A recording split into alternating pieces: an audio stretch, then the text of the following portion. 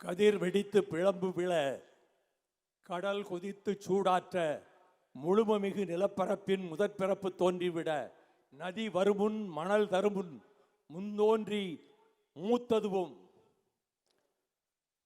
கவிதைகளால், திரைப்பட உரையாடல்களால், காவியங்களால், உடன்பிறப்பு மடல்களால் தமிழ் தாய்க்கு பொன்னணிகள் பூட்டிய முத்தமிழ் அறிஞர் டாக்டர் கலைஞர் அவர்களினுடைய வழித்தோன்றலாக திராவிட மாடல் நல்லாட்சியினுடைய பொற்கால முதல்வராக இன்னும் சிறிது நேரத்தில் ஏற்புரை நல்க இருக்கின்ற முதலமைச்சரும் திராவிட முன்னேற்ற கழகத்தின் தலைவருமான ஆருயிர் சகோதரர் மாண்புமிகு தளபதி மு.க. ஸ்டாலின் அவர்களே, இந்த உன்னதமான மாநாடு நிகழ்த்த நிகழ்ச்சிக்கு தலைமை தாங்குகிற திராவிட முன்னேற்ற கழகத்தினுடைய பொதுச் செயலாளர் அன்பு சகோதரர் மாண்புமிகு துரைமுருகன் அவர்களே, ஏற்கத்தக்க வகையிலே இந்த நிகழ்ச்சியை நடத்தி கொண்டிருக்கின்ற மாவட்ட செயலாளர் அன்பு சகோதரர் மாசு அவர்களே, இந்நாள் முன்னாள் மாண்புமிகு அமைச்சர் பெருமக்களே, இந்நாள் முன்னாள் மாண்புமிகு சட்டமன்ற உறுப்பினர்களே, திராவிட முன்னேற்ற கழகத்தின் மாவட்ட செயலாளர்களே, இந்தியா கூட்டணியிலே அங்கம் வகிக்கின்ற அரசியல் கட்சிகளின் மதிப்பு வாய்ந்த தலைவர்களே, அன்பு தாய்மார்களே, அருமை பெரியோர்களே, திராவிட முன்னேற்ற கழகத்தின் உயிர் துடிப்பு மிக்க இரத்த நாளங்களாம், ஈட்டி பாய்ந்தாலும் இமை கொட்டாது மார்பு காட்டுகின்ற வீரர் திரு கூட்டமாம் திராவிட முன்னேற்ற கழக தோழர்களே, ஜனநாயகத்தின் விழிகளாக செவிகளாக காட்சி அளிக்கின்ற செய்தியாளர்களே, ஊடகவியலாளர்களே, சிறந்தாழ்ந்த வணக்கம். இந்த சென்னை பட்டணத்தை 1639-40 நிர்மாணித்தார்கள் ஆங்கிலேயர்கள்.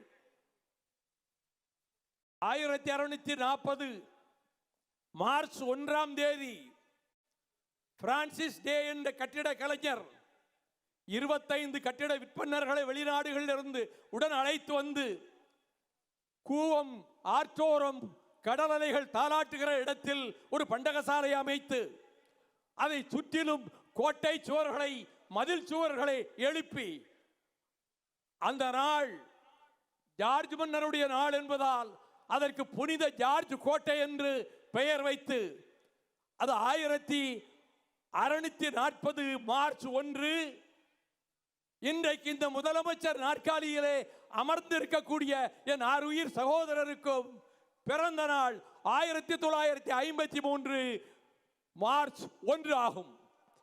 எவ்வளவு பொருத்தமாக இருக்கிறது! அவருடைய பிறந்த நாள் விழாவினை இந்த மாநிலம் மட்டுமல்ல, உலகில் எங்கெல்லாம் தமிழர்கள் வாழ்கிறார்களோ அவர்களெல்லாம் கொண்டாடுகிற நிலை உருவாகி இருக்கிறது. சுருக்கமாகவே நான் பேசி முடிக்கிறேன். மாசு வருவதற்கு முன்பே 15வது வயதில் இளைஞர் திமுக கோபாலபுரம் என்று ஆரம்பித்து பேரறிஞர் அண்ணா அவர்களே அதில் வந்து உரையாற்ற வைத்த சாமர்த்தியமும் ஆற்றலும் நம்முடைய முதல்வருக்கு உண்டு. அதன் பிறகு 1980 ஜூலை 20 நான்மாட கூடலாம் மதுரையில் மேங்காட்டு பொட்டலில் ஜான்சிராணி பூங்காவில் நேதாஜி சுபாஷ் சந்திர போஸ் சிலை அருகே டாக்டர் கலைஞர் அவர்களுடைய தலைமையிலே இளைஞரணி தொடங்கப்பட்டது திராவிட முன்னேற்ற கழகத்தில். அதிலிருந்து 2 ஆண்டுகள் கழித்து காவிரி கரையில் திருச்சி மாநகரில் 1982 ஜூலை 31 ஆகஸ்ட் 1 தேதிகளில் இளைஞரணி கூட்டம் அங்கே நடைபெற்று அதில் நமது சகோதரர் இன்றைய முதல்வர் அவர்கள் இளைஞர் அணியின் நிர்வாகியாக அவர் அறிவிக்கப்பட்டார். 89 தேசிய முன்னணி, சரித்திரம் படைத்த முன்னணி. அது சென்னையிலே தொடங்கப்பட்டது. அது தலைவர் கலைஞருடைய முயற்சியால், மாறனுடைய முயற்சியால். அப்பொழுது அண்ணா சாலையிலே அணிவகுப்பு நடந்தது. அந்த அணிவகுப்பை நடத்தியவர் இளைஞர் அணியினுடைய தலைவர், நம்முடைய இன்றைய முதல்வர். நேதாஜி படை வீரர்கள் வருவது போல சீருடை அணிந்த இளைஞர்கள் ஆயிரம் ஆயிரம் அங்கே அவர்கள் நடந்து வந்த அணிவகுப்பை பார்த்து வேற்று மாநில தலைவர்கள் எல்லாம் வியந்து போனார்கள். அந்த வரலாற்றை சொந்தமாக கொண்ட அவர்தான் 1976 ஜனவரி திங்கள் இறுதியில் திராவிட முன்னேற்ற கழக ஆட்சி கலைக்கப்பட்டவுடன் காவல்துறையினர் கோபாலபுரம் வீட்டுக்குள்ளே நுழைந்தார்கள். கைது செய்ய வந்திருக்கிறீர்களா என்று அண்ணன் கலைஞர் கேட்டார். உங்களை அல்ல, உங்கள் புதல்வர் ஸ்டாலினை கைது செய்ய வந்திருக்கிறோம் என்றார்கள். அவர் இங்கு ஊரில் இல்லை. அவர் வந்தவுடன் நானே உங்களுக்கு தகவல் சொல்லுகிறேன், வந்து கைது செய்து கொண்டு போங்கள் என்றார். மறுநாள் நம்முடைய தளபதி வீட்டுக்கு வந்தவுடன் காவல்துறைக்கு கலைஞர் அவர்களே தொலைபேசியிலே அழைத்து வாருங்கள், கைது செய்து கொண்டு போக வாருங்கள் என்றார். காவல்துறையினர் வந்தார்கள். நெஞ்சமெல்லாம் பூரிக்க, பொங்கி வருகிற வேதனைகளை எல்லாம் மூலையிலே அடக்கிக் கொண்டு அண்ணனவர்களும் தயாளம்மாளவர்களும் குடும்பத்தினரும் கூடியிருந்து வழியனுப்ப சிறைக்கு கொண்டு போனார்கள், மத்திய சிறைச்சாலைக்கு.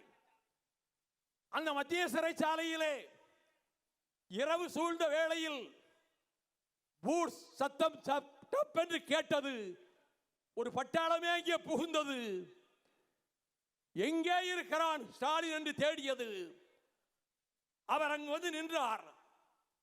குண்டாந்தடியாலே அவரை அடித்தார்கள். இந்த மெலிந்த உடம்பு மன வலிமை காரணமாக அதை தாங்கிக் கொண்டது. 4-5 அடிகள் தான் விழுந்திருக்கும். அதற்குள் வேங்கையை போல் உள்ளே பாய்ந்தார் சிட்டி பாபு. நாடாளுமன்ற உறுப்பினராக இருந்த சிட்டி பாபு, சிங்கமரவன் சிட்டி பாபு. அத்தனை அடிகளையும் தானே தாங்கிக் கொண்டார்.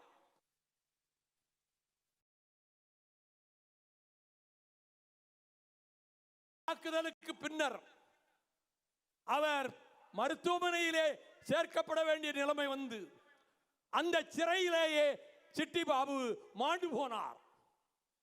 ஆக சித்திரவதைகளை தாங்கி, சிறைச்சாலை வாசங்களை தாங்கி, இளைஞர் கூட்டத்தை நாடெங்கும் திரட்டி டாக்டர் கலைஞர் அவர்களுக்கு எடுத்துக்காட்டாக அவர்கள் வழியிலேயே இன்றைக்கு முதலமைச்சராகி இருக்கக்கூடிய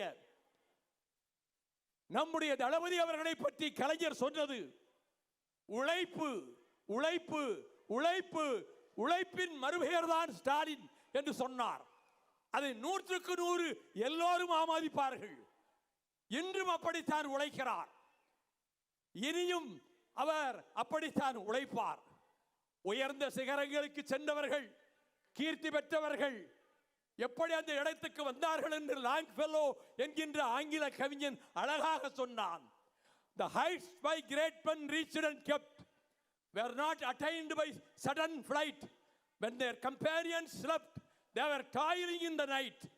உயர்ந்த சிகரங்களுக்கு மேலே சென்றிருக்கிறார்களே அந்த தலைவர்கள் எல்லாம் திடீரென்று அவர்கள் ஒரு மின்னல் வேகத்திலே அந்த பொறுப்புக்கு வந்துவிடவில்லை. அவர்கள் சகாக்கள் தூங்குகிற வேளையிலும் அவர்கள் உழைத்துக் கொண்டிருந்தார்கள், விழித்துக் கொண்டிருந்தார்கள் என்று. அதற்கு அடையாளம் தான் நம்முடைய முதலமைச்சர். யார் தூங்கினாலும் அவர் தூங்க மாட்டார். அந்த உழைப்பும் விழிப்பும் தமிழகத்தை காத்து நிற்கிற வேளையில் கடைசியாக டிசம்பர் 2ஆம் தேதி 1968 பேரறிஞர் அண்ணா அவர்கள் இன்றைய கலைவாணர் அரங்கம், அன்றைய பாலர் அரங்கத்திலே பேசுகிற பொழுது புற்றுநோய் கொஞ்சம் கொஞ்சமாக மரணம் அவரை கொத்திக் கொண்டிருந்த போது அவரை பார்த்த மாத்திரத்திலேயே அரங்கத்திலும் வெளியிலும் இருந்த பல்லாயிரக்கணக்கானவர்கள் அவர் குரல் எழுந்தவுடனேயே கண்ணீர் விட்டார்கள். அப்பொழுது அண்ணா சொன்னார், மருத்துவர்கள் சொன்னார்கள் நீங்கள் இந்த நிகழ்ச்சிக்கு செல்லக்கூடாது, உடல் நலனுக்கு நல்லதல்ல என்று சொன்னபோது, என் மண்ணுக்கு, தாய் மண்ணுக்கு தமிழ்நாடு என்று பெயர் சூட்டுகிற அந்த விழாவை கூட பார்க்காவிட்டால் இந்த உடம்பு இருந்து என்ன பயன், இந்த உயிர் இருந்து என்ன பயன் என்று சொல்லி அங்கே பேசிய போது அனைத்து தோழர்களுடைய கண்களும் குளமாயின. அப்பொழுது ஒன்றை சொன்னார், நமக்காக சொன்னார், வருங்கால தலைமுறைகளுக்காக சொன்னார், உங்கள் பேர பிள்ளைகளுக்காக சொன்னார். அண்ணா சொன்னது, என்னுடைய ஆட்சியில், எங்களுடைய ஆட்சியில் 3 சாதனைகளை நிறைவேற்றி இருக்கிறோம். ஒன்று, இந்த தாய் மண்ணுக்கு தமிழ்நாடு என்று பெயர் சூட்டி இருக்கிறோம். 2, சுயமரியாதை திருமணத்தை சட்டமாக்கி இருக்கிறோம். ஆனால் சொல்லிவிட்டு, மும்மொழி திட்டம் இங்கே கிடையாது, இருமொழிதான், தமிழும் ஆங்கிலமும் என்று அவர் சொல்லிவிட்டு, இனி எந்த கட்சி ஆட்சிக்கு வந்தாலும் சரி, எவர் துறைத்தனத்துக்கு வந்தாலும் சரி, இந்த 3இல் எதையும் மாற்ற முடியாது என்று சொல்லிவிட்டு போனார். இங்கே அண்ணன் ஆசிரியர் வீரமணி அவர்கள் அமர்ந்திருக்கிறார்கள். தந்தை பெரியாரை பற்றி ஐநா மன்றத்தினுடைய UNESCO prophet of the new age, புது யுகத்தின் தீர்க்கதரிசி, சாக்ரட்டிஸ் ஆஃப் ஏசியா, ஆசிய கண்டத்தினுடைய Socrates, champion of social justice, சமூக நீதியின் காவலர், ஆர்ச் எனிமி ஆஃப் சூப்பர்ஸ்டிஷன், மூட நம்பிக்கைகளின் பரம எதிரி என்று பாராட்டி போற்றிய அந்த பெரியாருடைய இயக்கத்தை தலைமையேற்று நடத்தி கொண்டிருக்கக்கூடிய முதலமைச்சருக்கும் நமக்கும் திராவிட முன்னேற்ற கழகத்துக்கும் அரணாக பக்கத்திலே இருக்கிற அண்ணன் வீரமணி அவர்களை வைத்துக் கொண்டு சொல்லுகிறேன். லட்சோப லட்சம் தொண்டர்கள் நாடெங்கும் இருக்கிறார்கள். நான் இந்த இயக்கத்தை அழிப்போம், ஒழிப்போம், அறிவாலயத்தை தகர்ப்போம் என்று சொல்லுகிற வைத்தியக்காரர்களுக்கு சொல்வேன், உயிர்களை கொடுத்து இந்த இயக்கம் காப்பாற்றப்பட்டது. இரத்தத்தால், கண்ணீரால், வியர்வையால் கொடுக்கப்பட்ட உயிர்களால் வார்ப்பிக்கப்பட்டது திராவிட முன்னேற்ற கழகம். ஆலந்தூர் சின்னான், மயிலாடி மாரியப்பன், தாளமுத்து நடராஜன், நெல்லிக்குப்பம் மஜீத், பண்ணை பாண்டியன், சென்னை முகைதீன் பிச்சை, சிதம்பரம், ஆலங்குடி சிதம்பரம், நெடுஞ்சேரி ராமநாதன், நாகர்கோவில் கிட்டு, பிரதாபச்சந்திரன், இவர்கள் கொடுத்த உயிர்கள் எல்லாம் இன்றைக்கும் கல்லறை குயில்களாக, காவல் காக்கும் தெய்வங்களாக இந்த இயக்கத்தை பாதுகாத்துக் கொண்டிருக்கின்றன. அதன் பிறகு இந்திய எதிர்ப்பு போராட்டத்தை பற்றி எல்லோரும் சொல்ல வேண்டிய நேரம். புதிய இளைஞர்களுக்கு பல வரலாறுகள் தெரியாமல் இருக்கலாம். ஆனால் இந்திய ராணுவத்தின் இயந்திர துப்பாக்கிகளை அண்ணாவின் குரலால் எதிர்த்து மார்பு காட்டி நின்றவர்கள் திராவிட முன்னேற்ற கழக தோழர்கள், தமிழ் பற்று கொண்ட வாலிபர்கள்.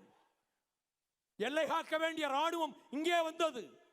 ஆரணியில், பொள்ளாச்சியில், திருப்பூரில், திருச்செங்கோட்டில் துப்பாக்கிச் சூடு நடந்தது. பிணங்களின் எண்ணிக்கை தெரியக்கூடாது என்பதற்காக மதுக்கரை காடுகளிலே பள்ளம் தோண்டி அந்த பிணங்களை எல்லாம் அதிலே போட்டு பெட்ரோலை ஊற்றி நெருப்பு வைத்தது இந்திய ராணுவம். அத்தனை தியாகங்களையும் செய்ததன் காரணமாக வெடித்தது மொழி புரட்சி, ரத்தம் பொங்கியது. பிப்ரவரி 16ஆம் தேதி இருட்டியதற்கு பிறகு இரவு நேரத்திலே காவல்துறையினர் கோபாலபுரம் வீட்டுக்குள்ளே நுழைந்தார்கள்.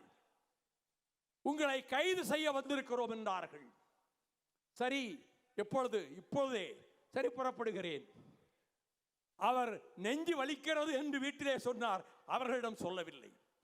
ஆனால் நெஞ்சு வலிக்க வலிக்க அவரை ஒரு வேனிலே, போலீஸ் வேனிலே ஏற்றிக்கொண்டு திருச்சியிலே கொண்டு போய் நிறுத்தி அந்த சிறைச்சாலையிலே கொஞ்ச நேரம் வைத்துவிட்டு திரும்ப மதுரை சிறைச்சாலைக்கு கொண்டு போய் அங்கே சிறிது நேரம் வைத்துவிட்டு அங்கிருந்து பொருளையாற்றங்கரையிலே பாளையங்கோட்டை தனிமை சிறையிலே கொண்டு வந்து அவரை அடைத்தார்கள். அறிஞர் அண்ணா அவரை பார்க்க வந்தார். பார்த்துவிட்டு சொன்னார், என் வீட்டார் நலமாக இருக்கிறார்களா, உங்கள் வீட்டார் நலமாக இருக்கிறார்களா என்று தம்பி கேட்கவில்லை. தர்மபுரி இடைத்தேர்தல் வேலைகள் எப்படி இருக்கின்றது என்றுதான் கேட்டார். நான் வெளியே வந்து சிறை முகப்பை பார்த்தேன். தன்னை வெல்வான், தரணியை வெல்வான் என்று எழுதி போட்டிருந்தது. அந்த தன்னை வெல்வான் என்பதற்கு இலக்கணம் தான் இங்கே இருக்கிற தம்பி கருணாநிதி என்று அண்ணா அவர்கள் எழுதினார்கள். இன்றைக்கு எல்லா விதத்திலும் சூழ்ந்து வருகிற அபாயங்கள், நெருக்கடிகள் முத்தரசன் சொன்னதை போல தமிழகத்தை வளைத்துக் கொண்டிருக்கின்றன. இந்தியை திணிப்போம் என்ற மூர்க்கத்தனமான வெறியோடு நாங்கள் மும்மொழி கொள்கையை நீங்கள் ஏற்காவிட்டால் உங்களுக்கு கொடுக்க வேண்டிய 4,918 கோடி ரூபாய் தரமாட்டோம். ஒருங்கிணைந்த கல்வி திட்டத்துக்கு தரமாட்டோம். 100 நாள் வேலை திட்டத்துக்கு தரமாட்டோம். நீங்கள் என்ன டெல்லி பாதுஷாக்கள், எஜமானர்கள், நாங்கள் கொத்தடிமைகளா? நல்ல உணர்வு ஒன்று ஏற்பட்டிருக்கிறது. ஏனெனில் பிரயாக் நகர் என்று சொல்லப்படுகிற அலகாபாத்தில் 3 மாதத்துக்கு முன்னால் இந்த சனாதன சக்திகளும் இந்துத்துவ கூட்டமும் ஒரு மாநாடு போட்டது. அந்த மாநாட்டிலே ஒரு பிரகடனம் வெளியிட்டார்கள் 32 பக்கத்தில். அந்த பிரகடனத்தில் இனிமேல் இந்த நாட்டை இந்தியா என்று அழைக்கக்கூடாது, எழுத்திலோ பேச்சிலோ இந்தியா இடம்பெறக்கூடாது, பாரத் என்று தான் பெயர் வைக்க வேண்டும். தலைநகர் டெல்லியாக இருக்காது, அது வாரணாசிக்கு மாற்றப்படும். கிறிஸ்தவர்களுக்கும் இஸ்லாமியர்களுக்கும் ஓட்டுரிமை கிடையாது. தமிழும் எந்த மொழியும் இங்கே வர முடியாது. இந்தியும் சமஸ்கிருதமும் தான் ஆட்சி மொழிகளாக இருக்கும். இது அவர்களுடைய பிரகடனம் அலட்சியப்படுத்துவதற்கல்ல, அந்த உள்நோக்கத்தோடு தான் ஒவ்வொரு செயலிலும் ஈடுபடுகிறார்கள். தொகுதி வரையறை பற்றி இங்கே பேசினார்களே, அந்த வரையறையை எதிர்த்து களமமைக்க நம்முடைய முதல்வருடைய குரலின் பின்னணியாக கேரளம் ஒலிக்கிறது, கர்நாடகம் ஒலிக்கிறது, ஆந்திரம் ஒலிக்கிறது, தெலுங்கானா ஒலிக்கிறது என்றால் எந்த திராவிட நாடு கனவு கண்டோமோ அந்த திராவிட பூமி இங்கே விழித்துக் கொண்டிருக்கிறது. அதை ஒன்று சேர்த்து அதற்கு தலைமை தாங்குகின்ற சகல தகுதிகளும் கொண்ட நம்முடைய முதலமைச்சர் இந்த முன்னணியின் மூலமாக இந்த தொகுதி வரையறை என்பது 71ஆம் ஆண்டிலே எதை பின்பற்றினீர்களோ அதே இலக்கணத்தை அப்படியே பின்பற்றுங்கள் என்று சொல்லிவிட வேண்டும். ஆட்சிக்கு வந்தவுடன் குழந்தைகளுக்கு இலவச உணவு திட்டம், மக்களை தேடி மருத்துவம், நம்மை தேடி 48, எல்லோரும் அர்ச்சகராகலாம் என்பதை சட்டத்தில் இருப்பதை செயல்படுவோம் ஆக்கியது. கடைசியாக முதலமைச்சர் மருந்தகங்கள் அதையும் அறிவித்து விட்டார். ஆகவே இவ்வளவு சாதனைகள் செய்திருக்கக்கூடிய நம்முடைய முதலமைச்சர் அவர்கள் நீடூழி வாழ வேண்டும், நின் கொற்றம் நீடிக்க வேண்டும், உன் அரசு நீடிக்க வேண்டும், 26 36 அதையும் கடந்து நீடிக்க வேண்டும். வாழ்க, நலமெல்லாம் பெற்று வாழ்க, 100 ஆண்டு கடந்து வாழ்க. வாழ்க தந்தை பெரியார் புகழ், வாழ்க அறிஞர் அண்ணா புகழ், வாழ்க வாழியவே திராவிட முன்னேற்ற கழக தலைவர் தளபதி ஸ்டாலின் அவர்கள். நன்றி, வணக்கம்.